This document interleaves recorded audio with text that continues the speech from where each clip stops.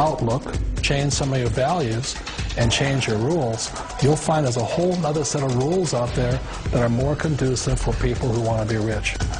The story of Rich Dad, Poor Dad is really a story of two different fathers with two different sets of values and completely different sets of advice. So I don't mean to insult anybody or, to damage your values, but really that was the difference. For example, my poor dad always said, go to school, get good grades, get a high-paying job, work hard, live below your means, save money, get out of debt, have a good retirement plan. And that was my poor dad's values. My rich dad said, you probably won't get rich doing that way because very few people get rich following that plan. But you thought saving money made you money. If you take a look at this 40-year run on the dollar is designed economically to lose money every single year. So why would you save something that loses money every year? And what this means for somebody on retirement plans is that after you retire, the value of your dollar goes down and your cost of living keeps going up. To my rich dad, that was bad advice and made no sense. Again, it was different value. An important diagram my rich dad showed me when I was a little boy was a diagram known as a cash flow quadrant. And the quadrant is made up of the 4 different people who make up the world of business. So my rich dad said, in the world of business, there's E's. And E's stand for employees. An employee, he says, you can always tell who they are by their core values. And what the employee, whether the president or the janitor of the company, will always say the same words. The words are, I'm looking for a safe, secure job with benefits. That's what makes them an employee, because their core values are security. The other one of the 4 is the S, or the small business owner or the self-employed. And again, their core values will cause them to use the same words, which are, if you want it done right, do it by yourself. S means they're also solo. They're generally one-person act, or they operate by themselves. On the right side of the quadrant are the B's. And what Rich Dad said the B stood for was big business, or like Bill Gates. Forbes defines big business as 500 employees or more. And their words are different. They say, I'm looking for a good system, a good network, and the smartest people I know to help run my business. So they're unlike the S. They don't want to run the company by themselves. They want smart people to run their companies for them. And then the 4th of the quadrant is the I, and I stands for investor. These are people who have money work hard for them. These people are people who have people work hard for them. And these are the people that work hard for the rich here. So early on in my life, it was my poor dad who always said to me, Robert, go to school and so get a high-paying job. And so my poor dad's core value was to be an employee. He wanted job security, promotions, a steady paycheck, and all this. And so it was my rich dad who said to me, he says, Robert, if you really want to be rich, learn to build businesses. It made more sense to him to work hard to build a business, something you owned, and something you could pass on for generation to generation to your kids. Whereas my poor dad said, work hard, but my rich dad said, why would you work hard for something you'll never own and you can get fired from right away? Again, that was the difference in values. So my rich dad suggested I learn how to be a business owner and learn how to be an investor. And that's one of the big differences. On this side of the quadrant, these people here work for security. They work for money also. On this side over here, their key value that they want is they want freedom. They don't want to have to work at a job anymore. They don't want to have to work for the rest of their lives. So the beauty of building a business and learning how to invest is very simply that this is passive income. You work hard for a few years, but possibly for the rest of your life, income keeps flowing to you. Of all the businesses out there, which type do you choose? One of the reasons I consider a direct selling business a perfect business is very simply because the company will work with you to get the business skills that make you rich. Always remember that it's not money that makes you rich, it's business skills.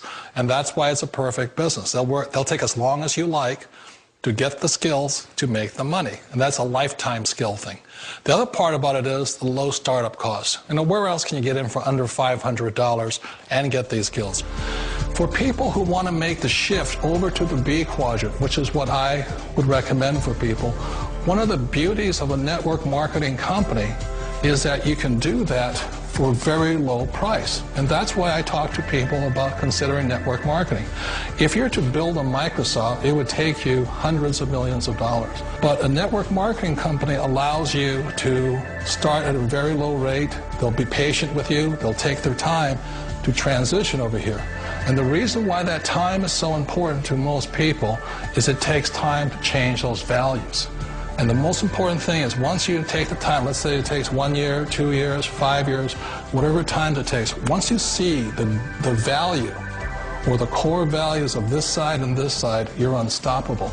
Today, I would never go back and get a job. Why should I? I'd rather stay on this side, build companies, pay less taxes, and make more money.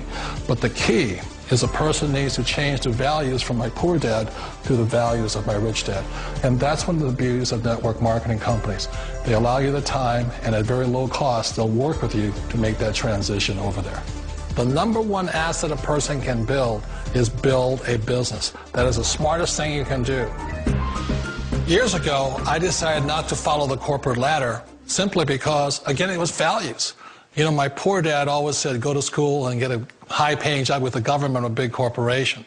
But my rich dad said, why would you work so hard at something you'll never own? You can't sell your job. You can't pass it on to your kids. So to me, it never made any sense. It made more sense to build my own business and hire other people.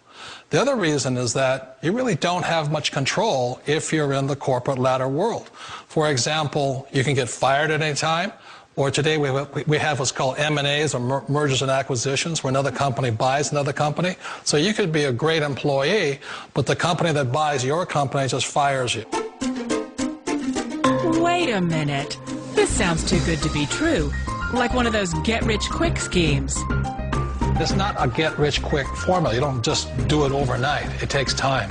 I still remember the first time I made that transition was back in 1978 when I fully quit my job and I had to depend upon my company that I was building to support me. So I understand the fear. The beauty, the most important thing to remember is this. There's two kinds of people in the world. There are the types that will say, you'll never make it. And I had a lot of people, a lot of friends and family saying that. You're stupid, don't do it. And the second type were the people that said, go for it, you can do it. Don't worry about it, we'll cover you. So the most important thing is support of friends and family. One of the beauties of a direct selling company is that they provide that personal support to you for as long as it takes you to make the journey from the left side to my rich dad side. One of the challenges of being self-employed is that you're your own boss. You're the solo act. Like in the S quadrant, you're the individual. You do it on your own. Whereas in the B quadrant, you're a team player. You have to depend upon your team and count on your team. So the problem with being an S is that, let's say you're in a traffic accident, there goes your income. And let's say you get older and you haven't set enough money aside to retire on, that means you'll probably have to work for the rest of your life because you don't have anybody else to fall back on, not a team to count on. So one of the problems with the S, although most people say it's the most satisfying of all work, it is a solo act, and you're totally on your own. Personally, I'd rather be a member of a team.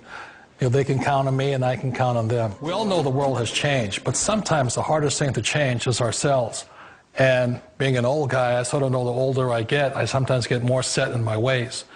And I think that's one of the things that a direct selling business offers people, why it's the perfect business. They allow you to take your time to make the mental, emotional, and physical changes required to move from the left side to the rich dad side. And I think that's a big thing. It's a very gracious, it's a very elegant way, it's a patient way of supporting you in making the changes of your life. So please remember, change always creates upset, but sometimes we all know we have to make those changes. And if you know it's time for you to make that change, then the perfect business may be a direct selling business for you. Direct selling. It is quite possibly the perfect business for you. For more information, contact the person who gave you this video.